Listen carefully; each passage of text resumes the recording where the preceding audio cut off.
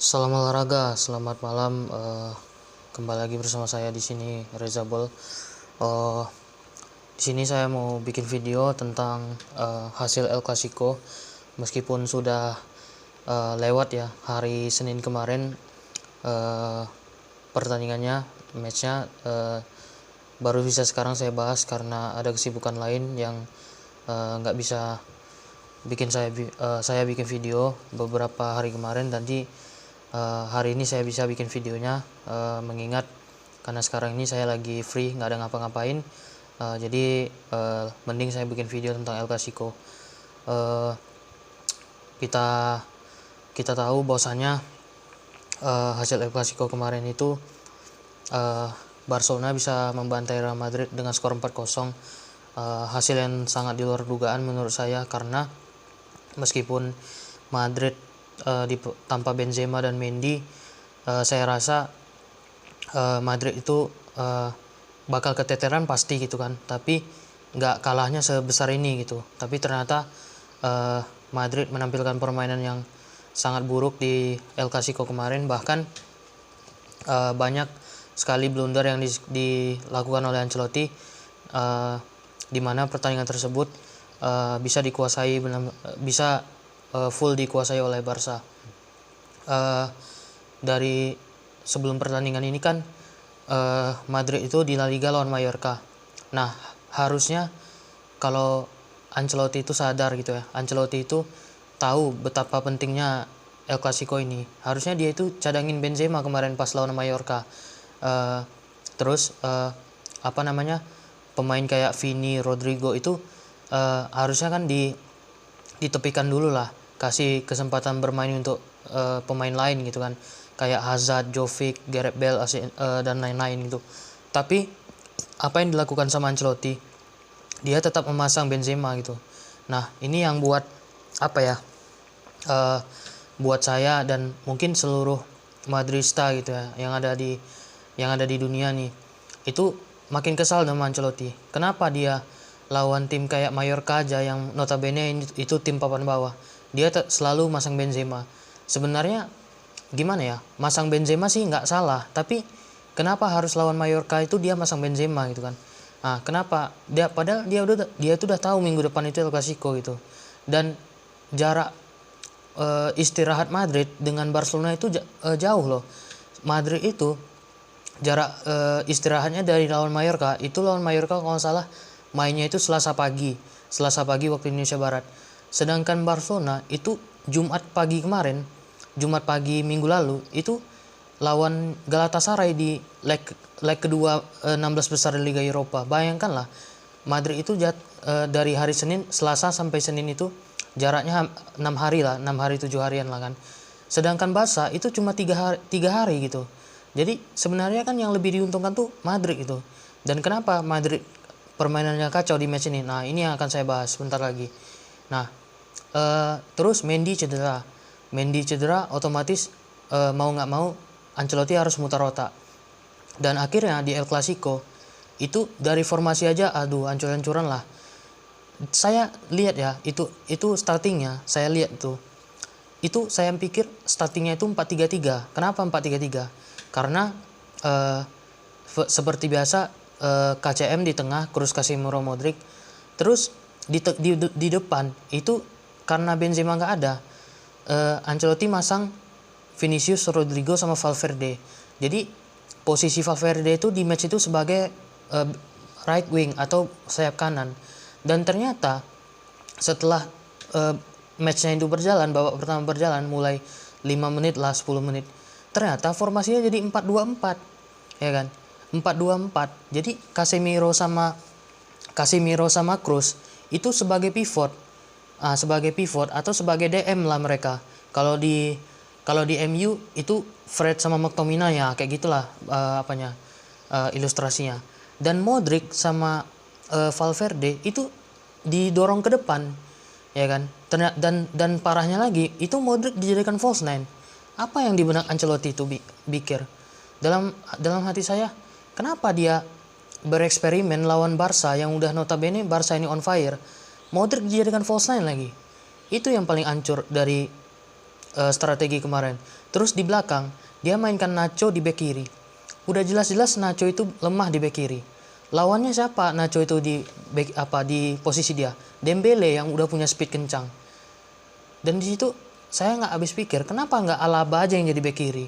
Kenapa Nacho harus jadi bek kiri? Nacho kan bisa bek tengah. Nacho duet sama Eder di tengah. Harusnya kan kayak gitu Ancelotti itu mikirnya. Tapi dia paksa lagi Alaba di tengah, dia paksa Nacho di kiri, Alaba di tengah. Dan akhirnya apa? Dihukum sama 2 gol dari heading, yaitu dari Auba sama Araujo. Nah, di babak pertama aja Madrid itu udah ketinggalan 2-0. Mau nggak mau di babak kedua kan harus ganti pemain.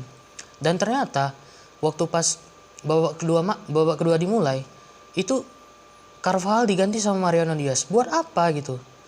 Masa main pakai 3 back? Jadinya itu Alaba, Eder, sama Nacho itu mereka itu mainnya bertiga gitu.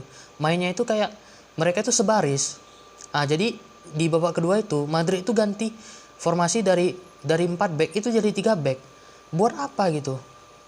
Dan Camavinga ganti Kroos. Oke lah, masih mending. Dan Mariano Diaz lagi, aduh.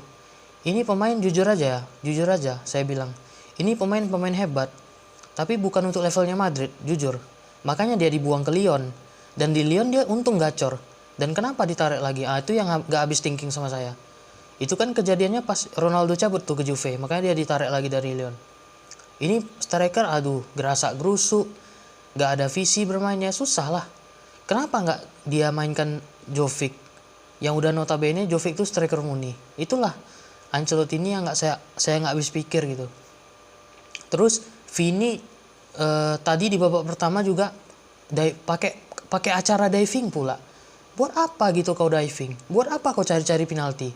Kalau memang bola itu udah samamu, kalau memang bola itu udah kau dribbling, ya udah shoot aja langsung.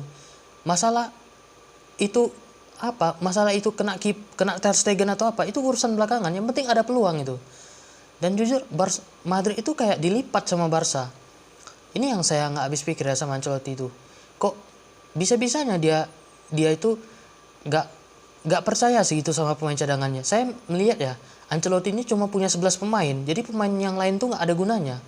Kalau kayak gitu nggak ada yang pemain-pemain kayak gitu yang nggak ada gunanya. Yaudah mending jual aja, ya kan? Mending jual aja tuh Hazard, Jovic, Mariano Diaz. Ngapain gunanya di Madrid lagi? Kalau nggak dimainkan. Itu yang saya nggak habis pikir ya. Dan bisa dibilang pergerakan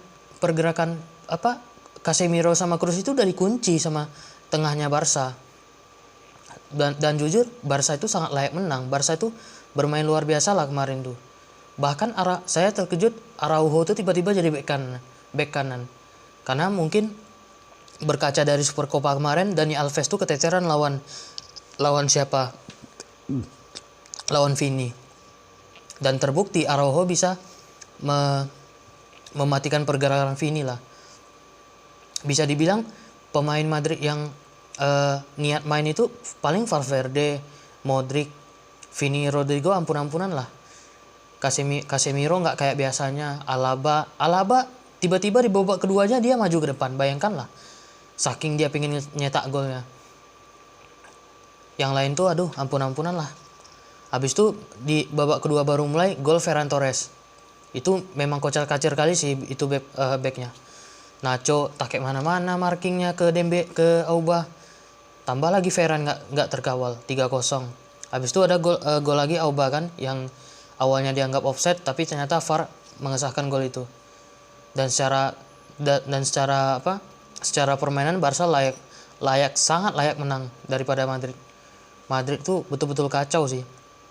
Kalau Ancelotti nggak sadar gitu kan, Ancelotti nggak bisa mengevaluasi, apalagi ini udah masuk jeda internasional ya, apalagi pemain itu yang main di negara ya, kita tahu kan, terutama pemain Madrid gitu kan, pasti ada yang kepikiran soal hasil El Clasico kemarin. Ini Ancelotti nggak bisa dipertahankan lagi.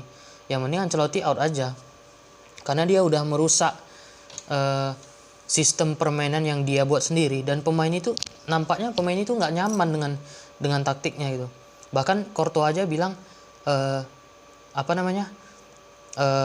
kami setelah babak kedua itu kami nggak tahu taktik Ancelotti ini seperti apa. Berarti kan pemain itu tak paham taktik pelatih. Dan di sini jujur yang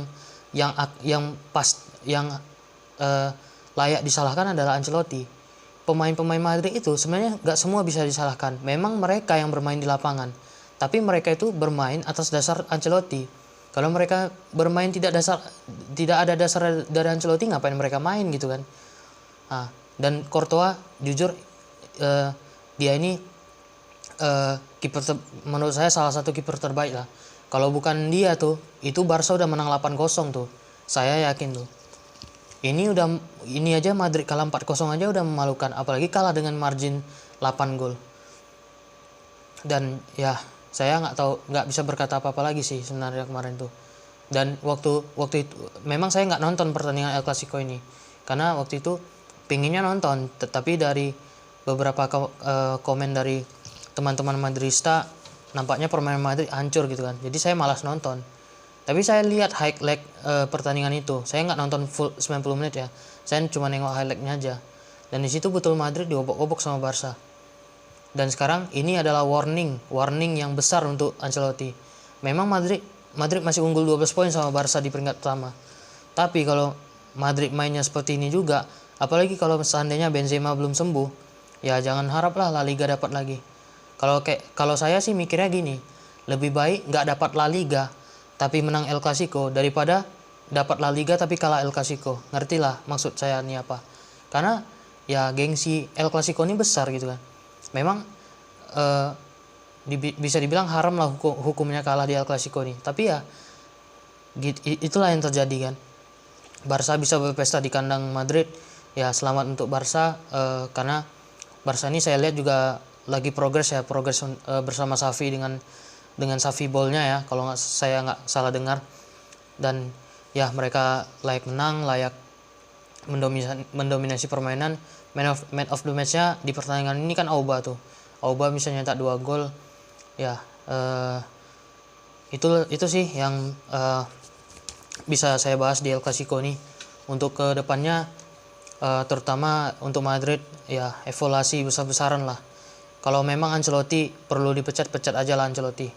Ganti dengan pelatih yang lebih mudah, karena memang Ancelotti ini dia nggak punya taktik lagi sih. Itu aja lah yang saya bisa bilang. Semoga Madrid kedepannya bangkit, lupakan hasil El Clasico ini, jadikan pelajaran. Semoga Benzema sama Mendy juga besok itu udah bisa main lah, karena memang butuh sosok Benzema gitu kan. Memang benar bahwasanya Madrid itu tergantung pada Benzema, benar gitu. Tapi memang selain Benzema harus ada pemain yang bisa diandalkan untuk mencetak gol.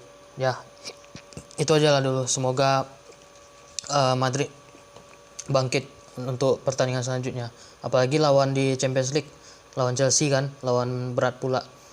Oke, itu aja dulu. Nanti kalau misalnya ada waktu saya bikin video lagi. Terima kasih.